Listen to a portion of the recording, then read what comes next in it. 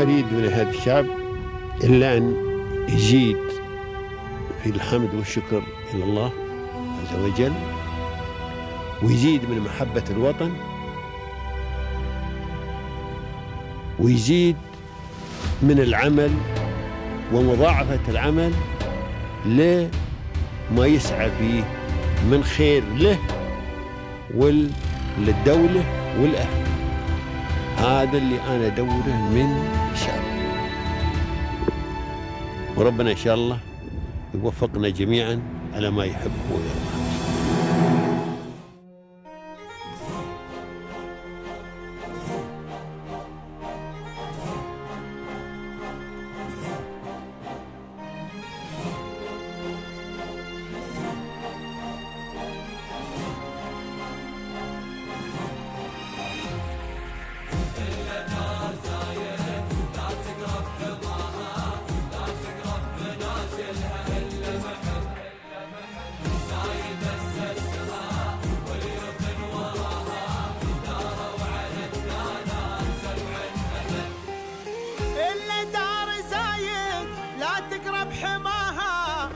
تقرب منازلها إلا محب زايد أسسها واليوثن وراها داروا على الدانات 7 أبد. إلا دار زايد لا تقرب حماها لا تقرب منازلها إلا محب زايد أسسها واليوثن وراها داروا على الدانات 7 أبد. نحنا شعوب لها نفدى ثراها نبذل الغالي لها دوم ونهب. Like I said before, I am privileged to live here. I'm privileged to live in the UAE.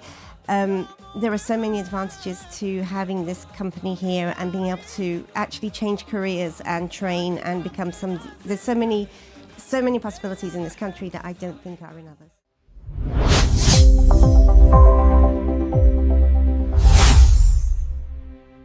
Hello, and thank you for joining us. Today we're having a success story and an inspiring success story, of course, like every week. Our story today is about One Life Coaching ME. Therapeutic life coach Miss Anne Jackson will be with us, of course, to talk about this foundation, about life coaching, about this field that has been now so competitive and so full of people who are not actually life coaches, but it's just a business. So today we're talking about the real life coaching with integrity, and of course we'll talk about the One Life Coaching ME, which is a pioneering organization that has spent more than a decade delivering therapeutic coaching, leadership development and organizational transformation across the region through partnerships with global organizations including Samsung and HSBC.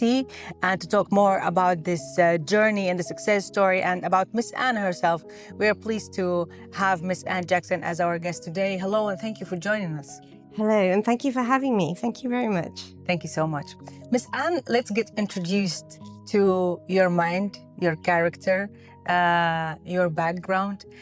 What led you to being a life coach, and why did you choose this? So all these experience that made you the founder of One Life Coaching MA. So I've always been interested in psychology and human behavior and how people behave and why they behave the way they behave. That's like really my interest. And I've been privileged to have 3 careers, but to me, they've all been about human behavior.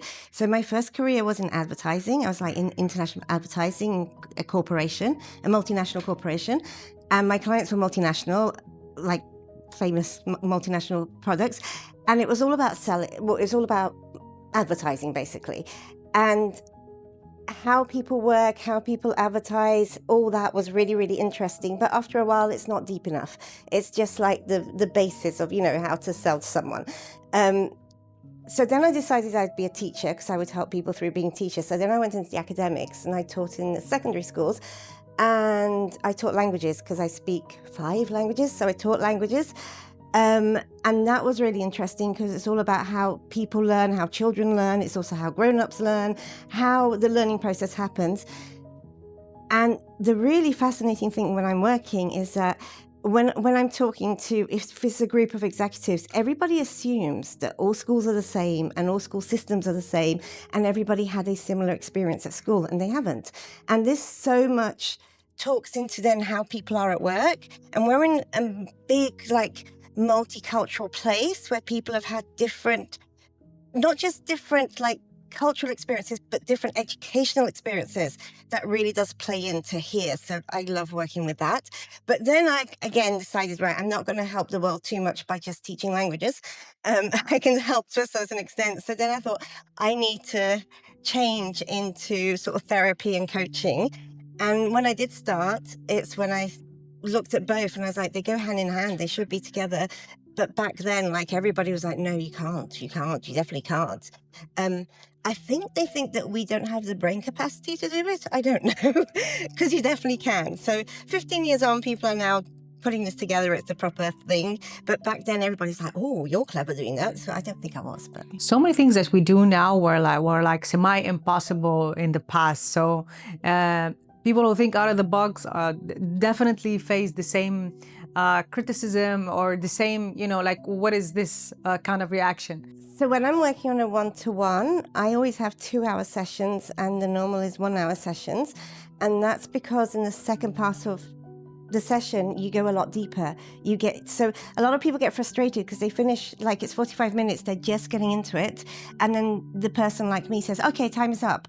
And then you have to start again next time. So I have 2-hour session. But the funny thing is, it's in our training, they say that we can't cope with 2 hours. And that's the same as we can't do therapy and coaching together. It's like, of course I can cope with 2 hours. And if I did 1 hour, I'd have to see 8 people. 2 hours, I see 4 people. Like, so it's the training that I think is very outdated sometimes, very behind.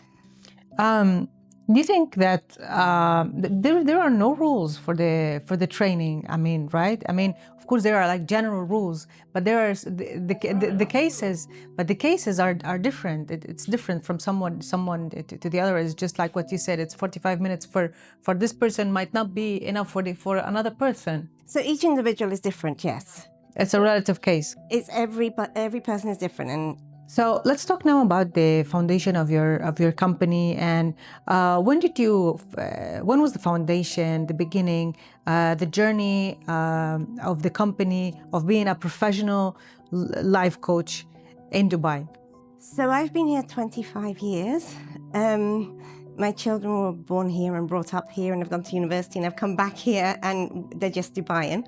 And when I first came, I was a teacher, like I said. And I was a teacher for about 10 years, but for the last 2 years I was training. So I was studying to be this. And then it was in 2014 that I started my own One Life coaching company.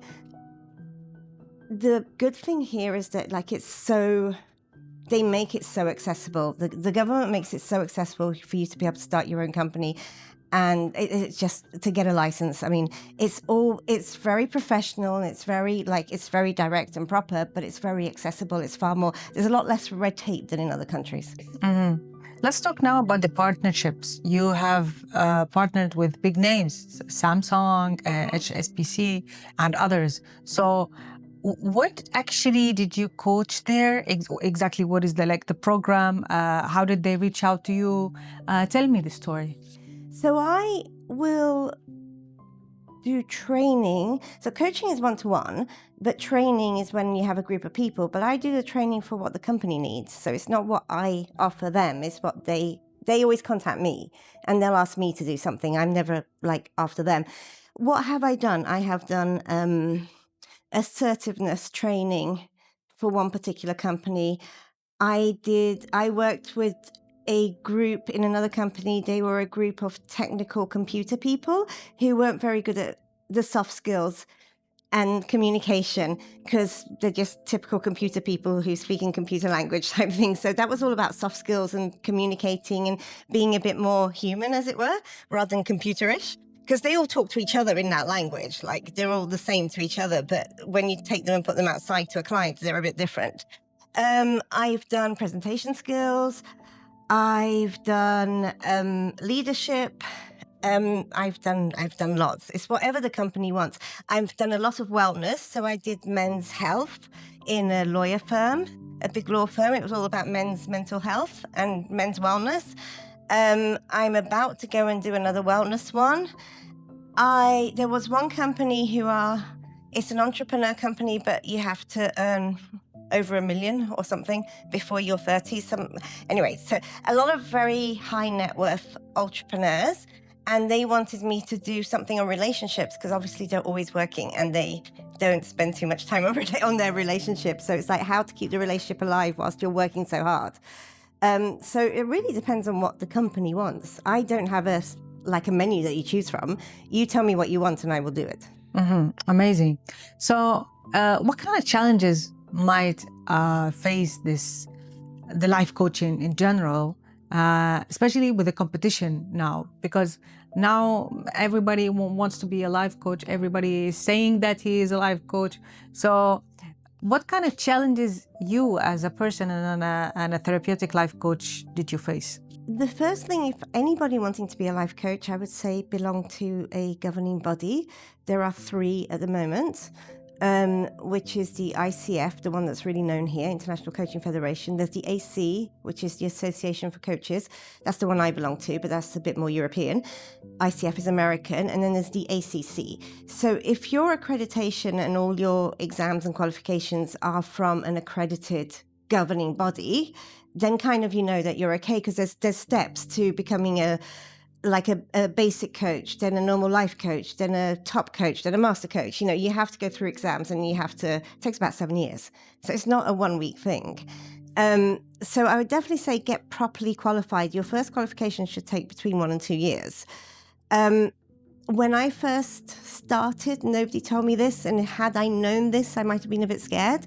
But there's some statistics saying that only 10% of life coaches survive as a career, which I can believe because some people go into it for the money. I think your client will see if you're in it for the money or if you're in it to actually help them improve their lives and go further and get better. And I think if you're in it for the money, you're going to end up sort of crashing. I think that might be why only 10% survive. What is your future vision for your profession, for you as a person? How do you see yourself after a few years? Do you see yourself like doing life coach and other thing? Or will you still be doing the life coach after like 3-4 years? My daughter says I'll probably be 82 and talking to a client when I fall over sideways. That's how I'm going to go. She doesn't see me stopping anytime soon. I don't see myself stopping anytime soon. I love what I do. So I don't see myself stopping the one-to-one. I don't see myself stopping talking to companies. People sort of say, why don't you make some courses and sell them online? I'm like, well, then I won't be seeing people. What's the point? That's not what I love doing. And then people say, why don't you do group coaching where you have a lot of people? I was like, because it's one-to-one, I can get really deep. And it's far more personal and intimate. It's like you can't get that deep when it's a group coaching. It's just for more money. There's no point.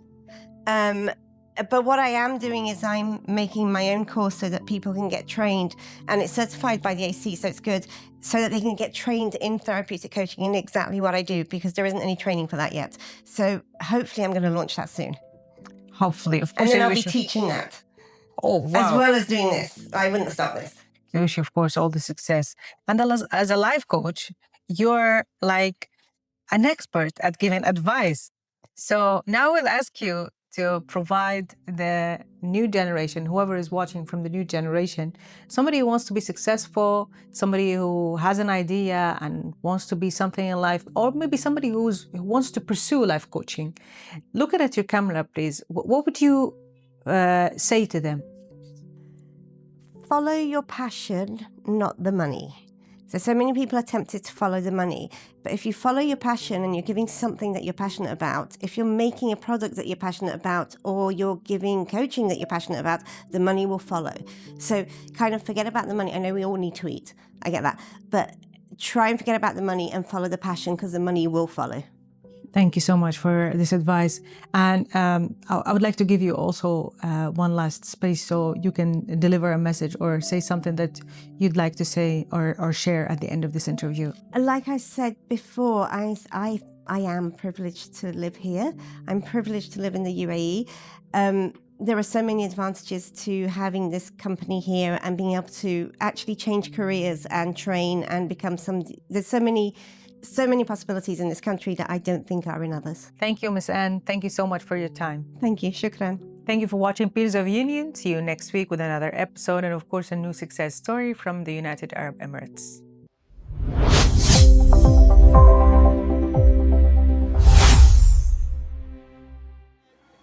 اللي دار زايد لا تقرب حماها لا تقرب منازلها إلا محب زايد أسسها واليوثن وراها داروا على الدانات 7 أبد نحنا شعوب لها نفدى ترى